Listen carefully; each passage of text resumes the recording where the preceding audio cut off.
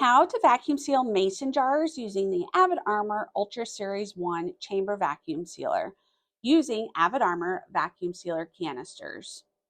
Now, to vacuum seal mason jars, you're going to need any size mason jar up to a wide mouth quart size.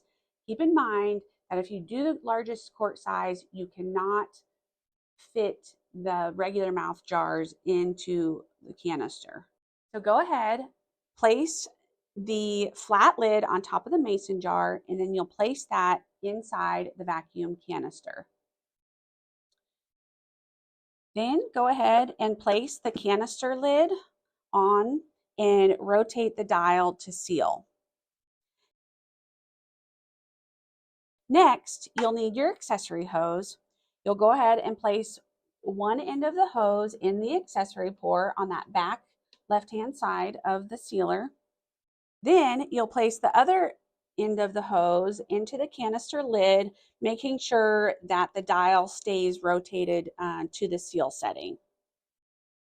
Now all you have to do is press the auto vacuum seal button, but make sure to hold it down for at least 2 seconds to activate that accessory function.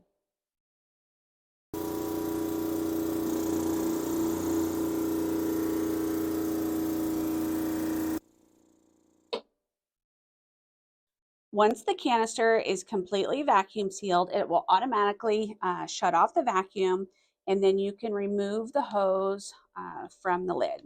Now all you have to do is rotate the dial to release the vacuum from the canister, and when you do that, releasing that vacuum is going to cause that lid to vacuum seal to the mason jar. Sure that it's vacuum sealed by making sure that the lid no longer clicks, and you can do the upside down test. Now, once it's vacuum sealed, you can either put the ring back on for storage or you can keep it as is and place it in your pantry.